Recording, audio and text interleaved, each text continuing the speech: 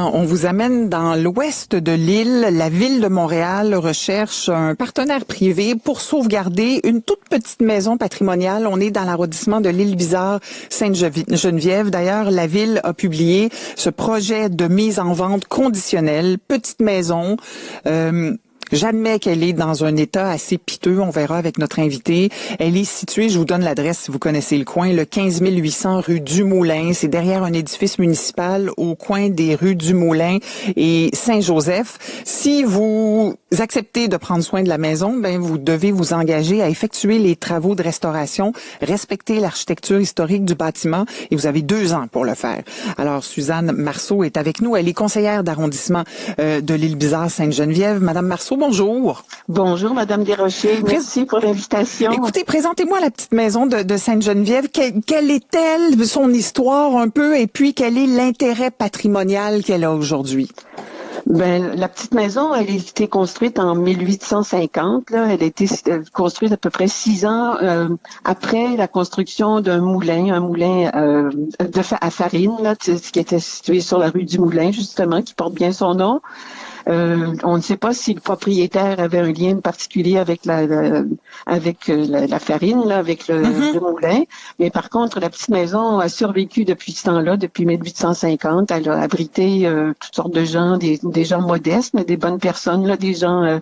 Il y a eu entre autres le bureau de poste qui a été situé là, un bureau de poste à l'époque, et aussi la dernière famille qui y a habité, c'est la famille Primo, qui était propriétaire d'un taxi que les gens connaissaient très bien ici dans les environs. Et on dit que c'est l'une des plus anciennes maisons de ferme en bois de toute l'île de Montréal, c'est bien ça? Ça semble être ça, effectivement. Là, ce sont des recherches certainement qu'on peut respecter. Là. Disons que moi, je suis pas allée vérifier, là, mais je suis certaine que c'est quand même une maison là qui a été construite de pièce sur pièce. On voit très bien sur le côté là comment la maison en soi, le squelette de la maison est certainement très solide. Là. Donc, elle a besoin d'amour, mais je pense que c'est en la déplaçant parce qu'on souhaite finalement un petit peu dégager le coin de la rue du Moulin, de la rue Saint-Joseph, parce qu'elle est vraiment proche. Là. Donc, les gros camions qui viennent chercher tout ce qui est nécessaire à aller chercher, là, ont de la difficulté à virer. Là, donc, les gens souhaiteraient qu'elle soit déplacée.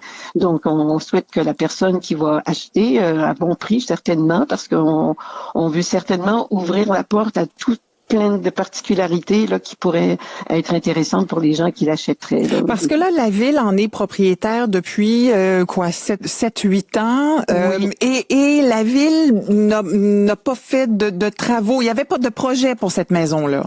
Ben, en fait, il y avait des projets, mais naturellement, les projets prennent toujours beaucoup de temps. Et puis, bon, il y a eu...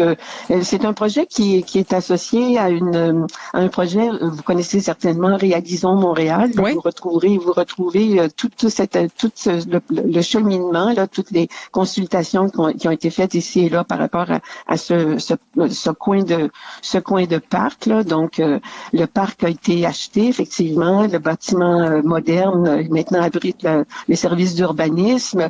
Il y a eu une construction d'une cage de cageux qui était représentative. Cette cage était, en fait, c'est une pergola là, qui est représentative de l'époque économique du patelin ici.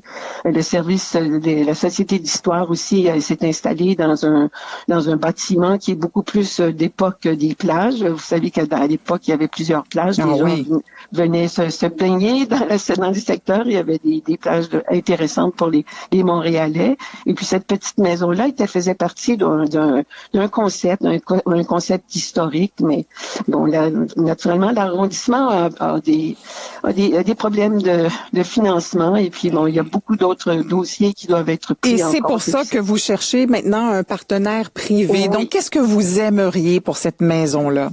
Mais en fait, on sait ça, c'est un appel de projet, ce qui fait que ça pourrait être une utilisation hybride. Une personne pourrait, par exemple, on est très, très ouvert là, actuellement. Vous comprendrez qu'on cherche quelqu'un qui veut la prendre, qui veut la restaurer, puis qui veut l'utiliser à bon escient. Donc, quelqu'un qui pourrait même l'habiter, un artisan qui pourrait faire son œuvre à l'intérieur. Je sais pas, une tour à bois, ou bien alors simplement une boutique particulière qui offrirait toutes sortes d'objets intéressants. On cherche des des endroits, des cadeaux à apporter à l'étranger. On pourrait avoir quelqu'un qui fabriquerait des objets qui pourraient être associés à nos particularités. Mais faudra avoir les fonds. On parle quand même, j'imagine, de plusieurs centaines de milliers de dollars, ne serait-ce que pour la restaurer.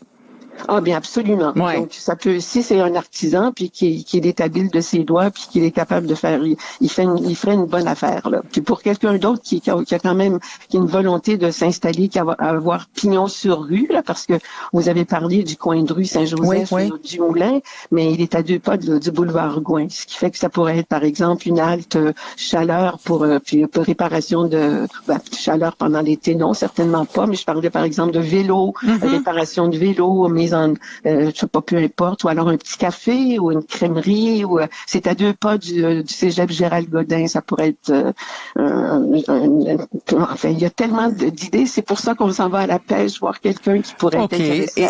Et cette pêche dure jusqu'au 15 février pour recevoir les propositions. C'est vrai qu'il y a un cœur villageois là vraiment très authentique dans ce coin-là de l'île de Montréal. On verra la suite, Madame Marceau, vous nous donnerez des nouvelles. Merci d'avoir été avec nous. Bien, vous